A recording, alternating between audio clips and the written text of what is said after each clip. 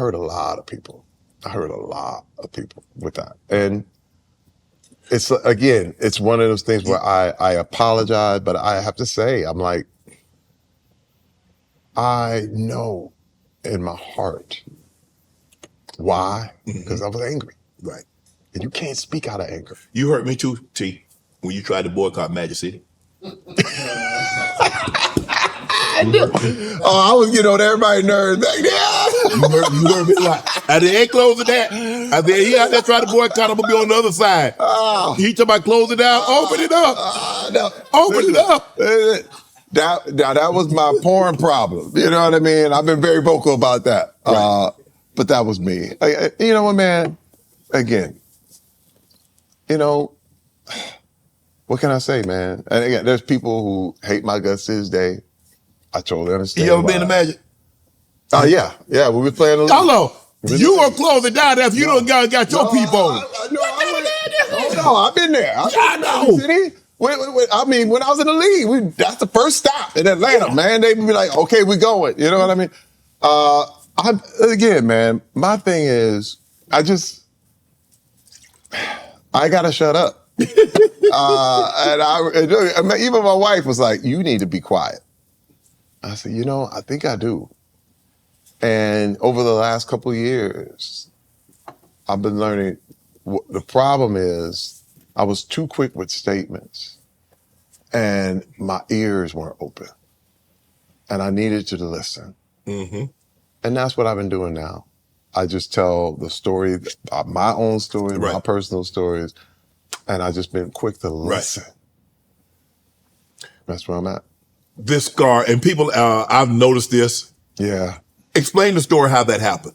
I was 2 years old in the hood, and my mother, we was in a little toe up spot, and I put an extension cord in my mouth, and it exploded. This is actually repaired. Right. I had a huge keloid on my lip when I was a kid, and all the pictures of me as a kid, and I had it taken out when I was in high school and repaired a little bit, but it's almost, it's my reminder of I should have died. You know, I was shocked, but not electrocuted. Thank God. But at 2 years old, that could have been right, horrible. Obviously, growing up with that, you know, when you grow up like we grow up, kids are going to make light of anything. Yeah. If you the slightest in any shape, form, or manner, it's going to become a joke. Oh, yeah. I was called electric lip. They was like, electric lip. Ooh, electric lip. They had a whole little thing. So how was it? How was your upbringing?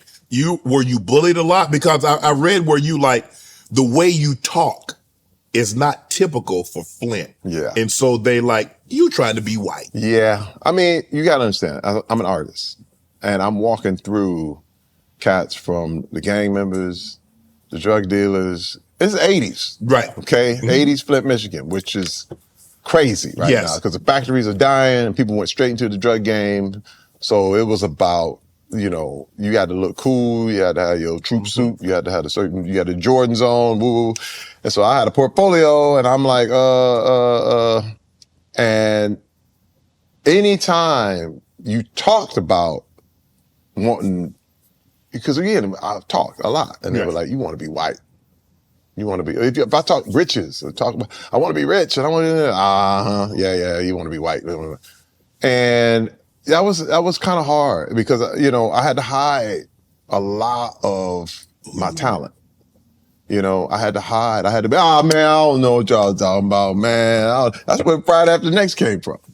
I was just jumped into one of them and that attitude and that whole thing. People were like, man, he ain't even like that. People who knew me. Right. But nobody who knew me, they were like, oh man, I was scared of Damon for years. But the thing is that I had to, what they call it? Signal. What is it? I forget. It's like you switch code, the code switch. Mm-hmm. I had the code switch in order to make it. You know what I mean? Because I was just very sheltered, mom religious, father hates sports, the whole thing, and they just make it home. Right. But then you going through the hood on the way home. And Flint was going through everything. So it got really crazy. You tell the story, I read the story, that when you were 5, you tried to kiss your dad on the cheek to tell him you love him. Because that's seemingly, as a young man, a young boy, that's what you wanted. You wanted to hear your father tell you he loved you. Yeah. So since he never told you, you were going to tell him. And you said he looked at you. Looked at me like I had an eye in the middle of my forehead. And I remember, he was still drunk. Mm-hmm. And I remember kissing him on the cheek, and I was just waiting for this, like, I love you, son. I was like, I love you, Dad. But he looked at me like, and I said, I'll never do that again. I'll never do that again. And it kind of became where I knew that's where we were going to be. You know what I mean? That's where our relationship kind of. Even at 5, you didn't. Even at the right age of 5, you didn't see your relationship progressing any further than what it was at that moment. Even as you reach your teenage years, your 20s, forever how long he was on earth, and you continue to grow as a young man. Well, this is the thing, man. Being that vulnerable hurt. Yeah. Because I was vulnerable at that moment. And I realized that even as an actor, my whole thing is showing vulnerability. You know what I mean? You don't see a character until you're vulnerable. Right. And the fact that all the stuff I've been going through is a response to that. Go ahead. I'll tell people that I got molested. Mm-hmm. That's showing vulnerability. Where the whole thing was, you gotta be hard. You can't never let them see you sweat. You know, that's weak. But I realized vulnerability is strength. Yeah. You know? Yes. Fact is, I'm me. Listen, I hurt. You step on my toe, it hurt. You shoot me, it hurts. Right. You know what? There are times I cry. I'll cry a couple of times while we're doing this interview. Right. You know what I mean? And there's a lot of things that hurt.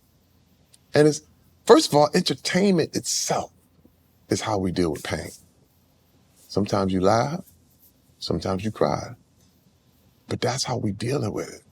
You know what I mean? You need to see a funny movie to deal with your pain. Mm. You need to see a drama to recognize your pain. You know what I mean? That's why you put on a slow jam. You know what I mean? Something that you got to feel it. You lost her. You know what I mean? She was gone. She's gone. Mm-hmm. And you got to feel it.